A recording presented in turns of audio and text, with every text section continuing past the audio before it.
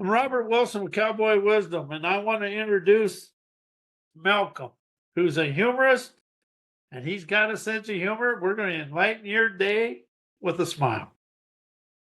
Hey people, how you doing? So yeah, my name is Malcolm Grissom, Malcolm Grissom, like the astronaut Gus Grissom. I was anyway, I was what do I do? What do I do? Well, I'm a comedian. I'm the anti-bullying comedian. So I talk, my passion is talking about anti-bullying and inspiration, sharing inspiration through my stories and whatnot. But I'm also a comedian. I was a stand-up. I'm returning to stand-up. And so it's all good. It's all good. That's me. That's who I am. One of the most important things to know about me, something I like sharing, is I was born on stage, literally on stage. I was born in the backseat of a very tiny sports car in front of my entire neighborhood. And when I was born, my dad scooped me up and he held me up like just like the Lion King, and he said, "Behold, my son Malcolm. He was born and conceived in the same place." That's neat. So anyway, Malcolm, to me, I'm going to say something that's probably politically incorrect here, but a lot of the bullying problems we have today is going to come with assault laws. Because back when I grew up, you always found somebody to straighten somebody up. Yep. And I don't know how old you are, but when I grew up, kids were never right. No, yeah, they weren't right when I grew up either. Kids were always wrong. Yeah, even though we were right. Oh, always, of course. But anyway, I grew up in South Dakota on a farm and ranch. And when I was on there, that was, oh my God, the city kids don't have to do this. The city kids don't have to do this. We got to pick rock and pick fence. And God, am I glad I did. So anyway, Malcolm, what do you show people to overcome the bullying effects later in life? Well, the first thing that I do and I talk about is, well, I really work on altogether. What I do overall is I help educators and corporations and leaders create positive atmospheres, positive bully-free atmospheres. And I do that. The first step to that is changing the mindset around bullies. A lot of people think, kind of like we were just mentioning, when we were growing up, kids were always wrong. That was the overall thought. And the overall thought is that bullies are bad, to put it bluntly. And we should, one of the first steps is to change our mindset and realize that bullies are victims.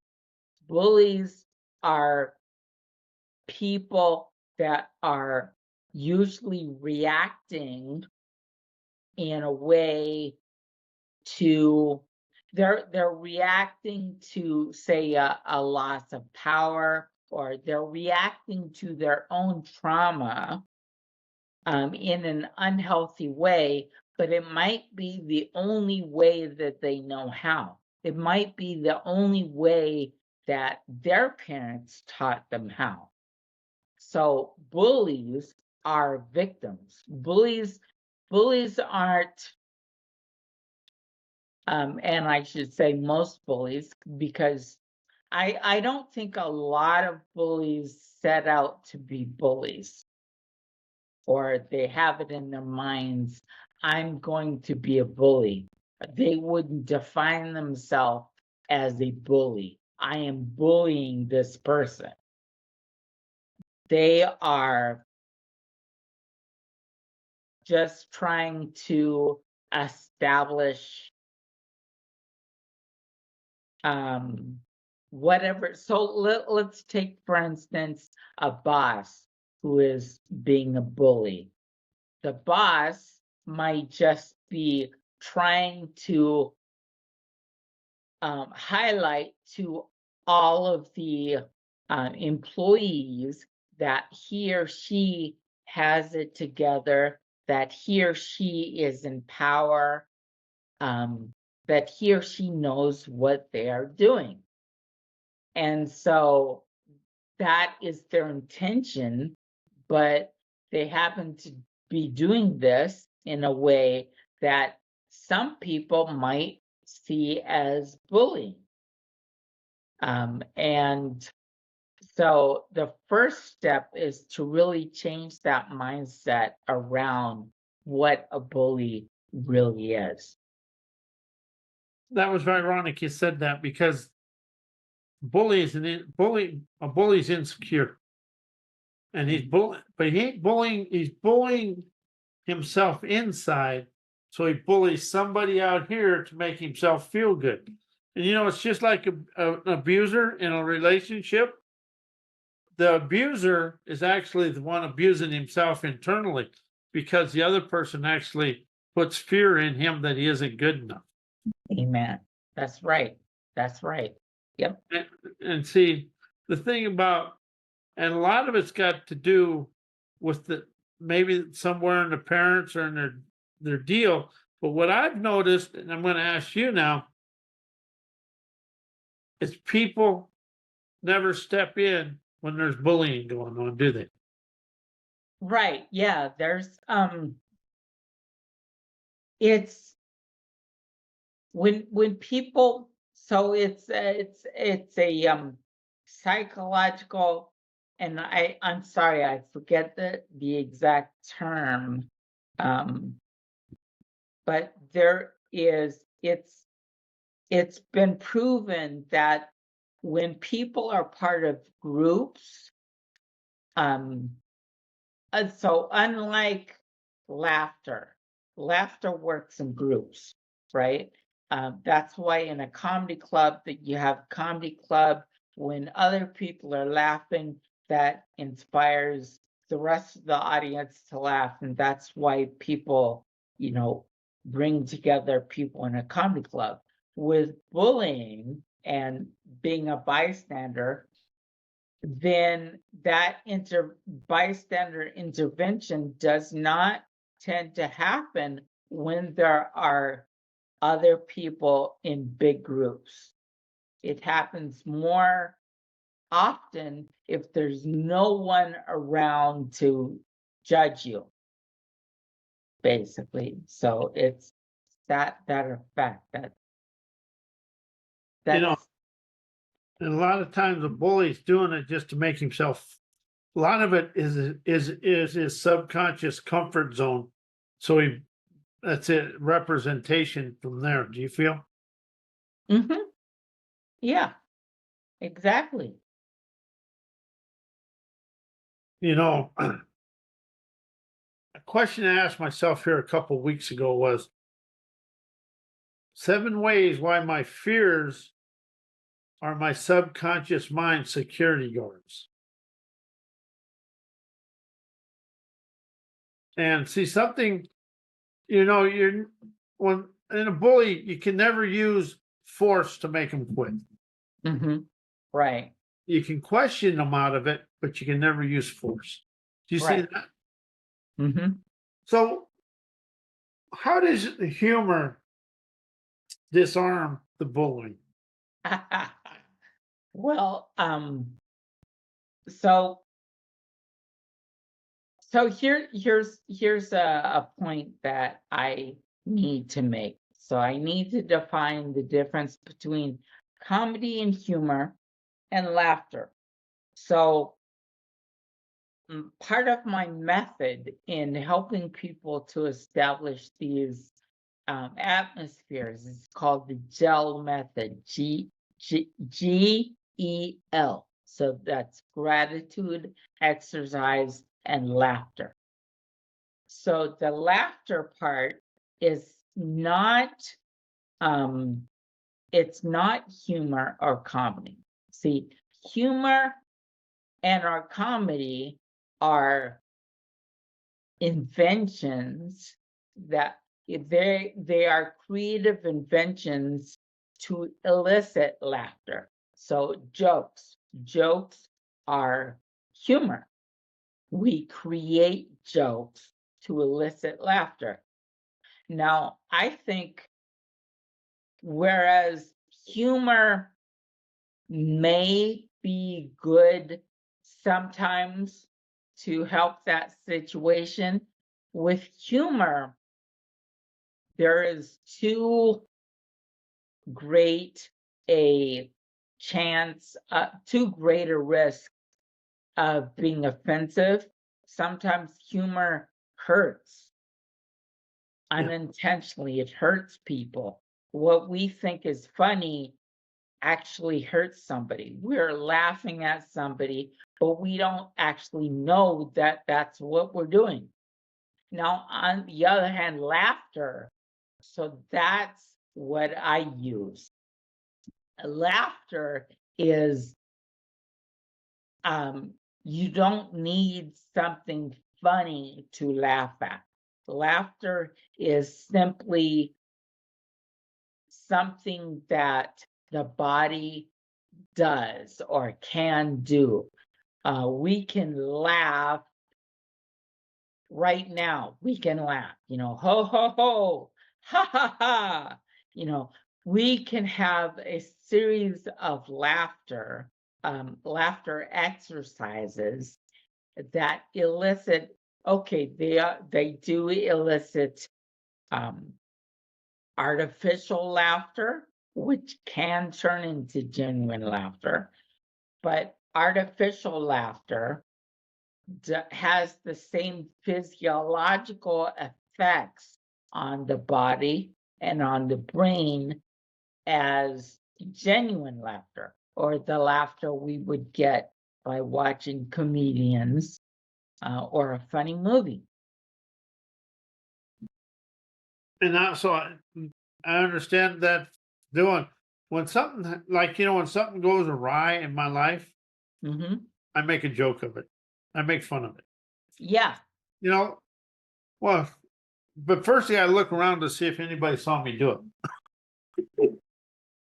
And then that makes me laugh. But yeah, I always look around. But, my favorite saying is when something's going awry, I said, go ahead. You're going to want to do it that way anyway. So when you get done teasing me and tormenting me, we'll fix it. We'll do the right thing. Right. Yeah. Well, see, you can do that. You have a sense of humor. You look at life through your sense of humor lenses, Yes. and that's great. That is super terrific that you can do that, and other people can do that too. And laughter, having the laughter exercises, artificial laughter, that just adds another level to that same. So for people who aren't like you or I, who don't have that sense of humor, they can use this to alleviate a lot of emotional difficulties. Yeah, and see, that was my leads up to this.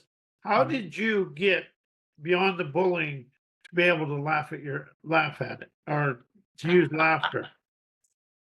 Well, So like I said, I was born on stage, basically.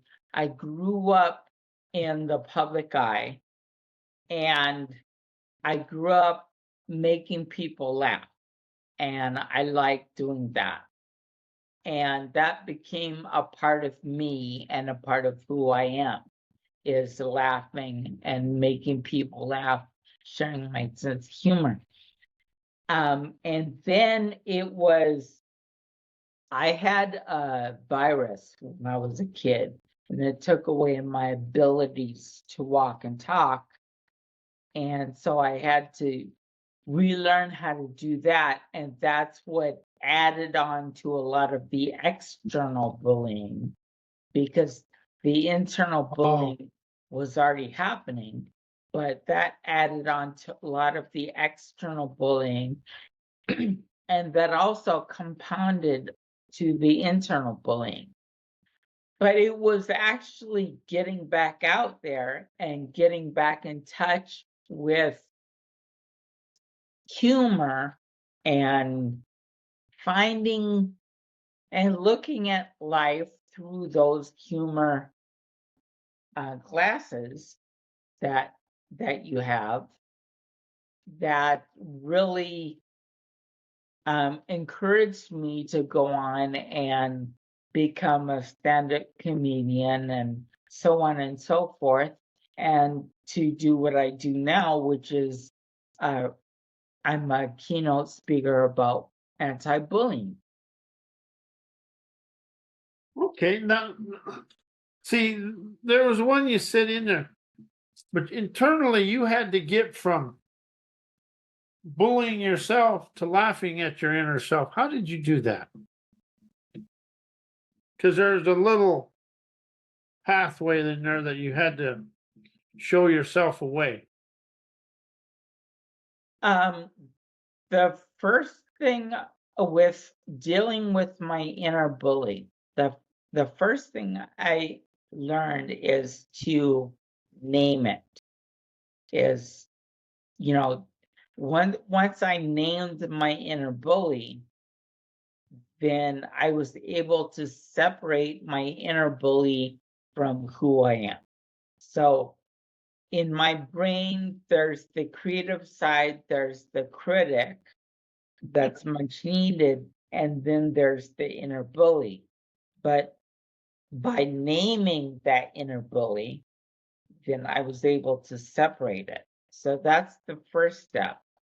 And then once I was able to separate it, and at the same time, I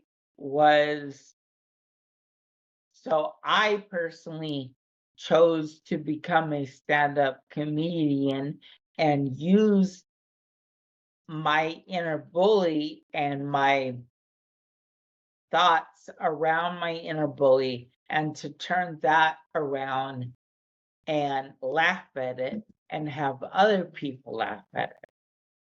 How did you rise out of the revenge thinking? Because you had to have that.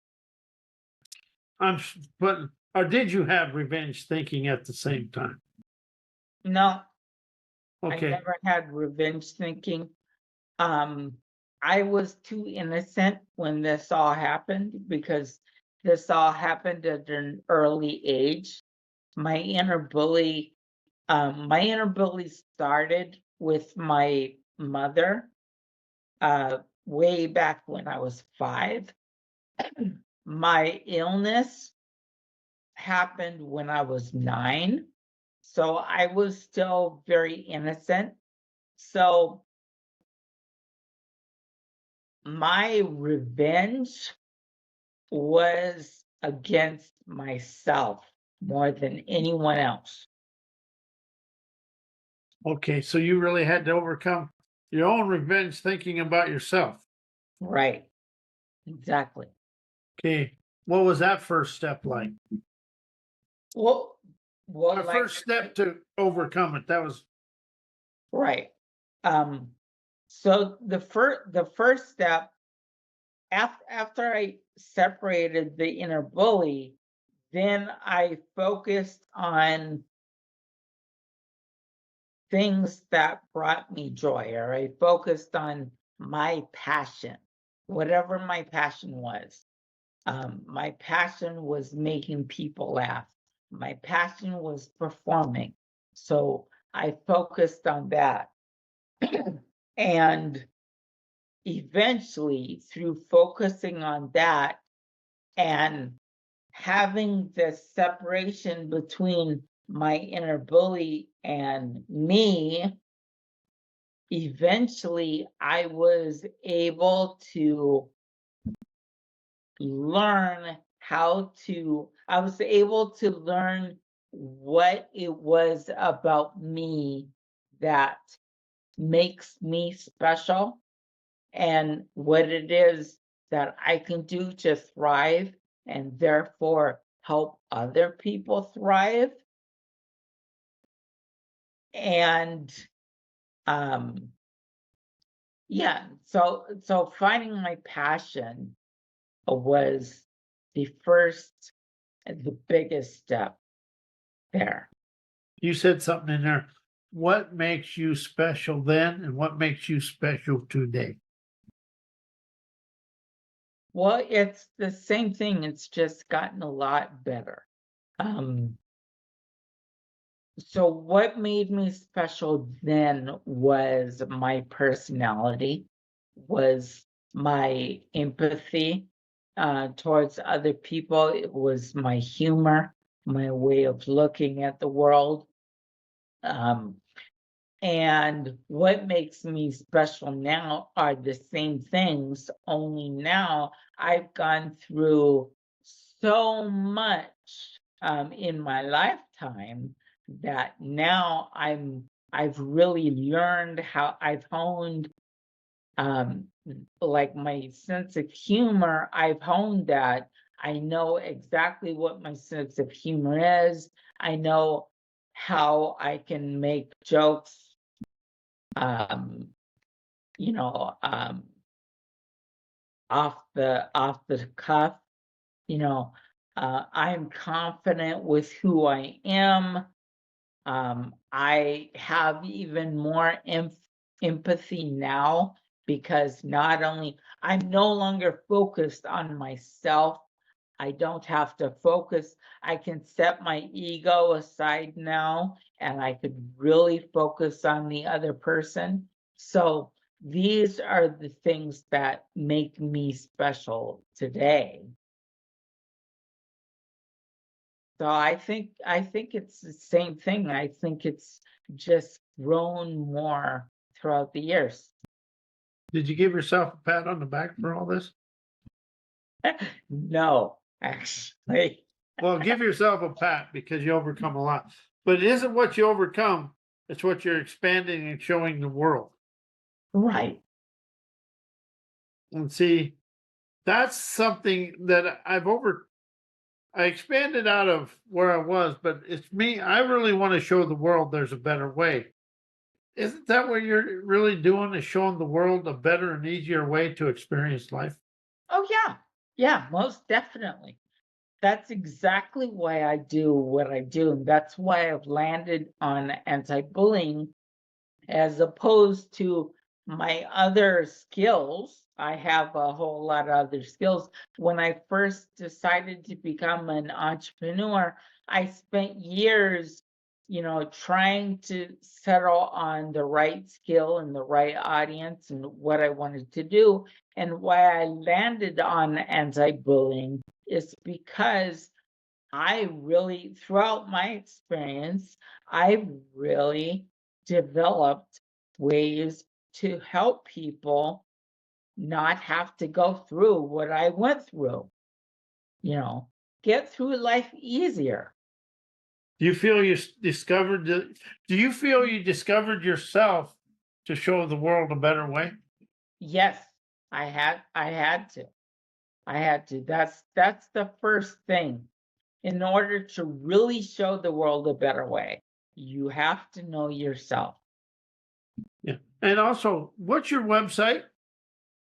MalcolmGrissom.com. So MalcolmGrissom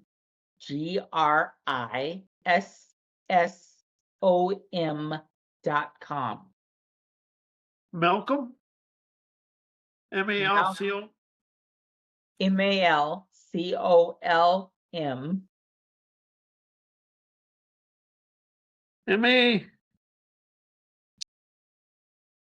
But anyway, Malcolm, how would this work? How did you take this into the school system? Oh, yeah. How does people respond to that in the school system?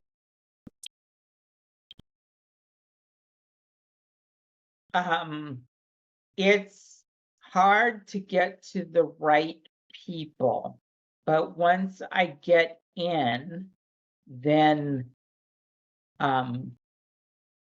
people, like educators, really see the benefit to what I do. They see the benefit to everything that I do, and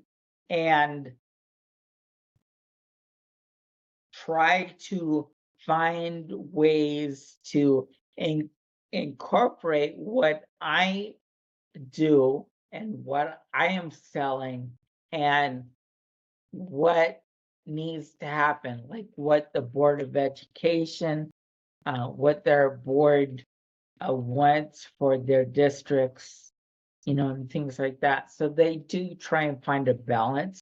But once I get in there to the right educators, they see the value in what I do, most definitely. Okay, Malcolm, we're coming down to the end. Give people your website again and give people some wisdom to expand their life with. Okay. So MALCOLM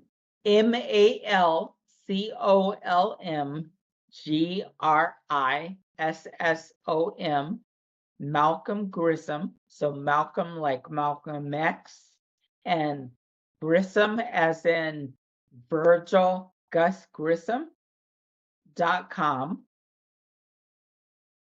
And really, one of the most important things that I've learned, even beyond laughter, which I'm all about laughter, but even beyond laughter, is that every step is a victory, even a step backward, because life,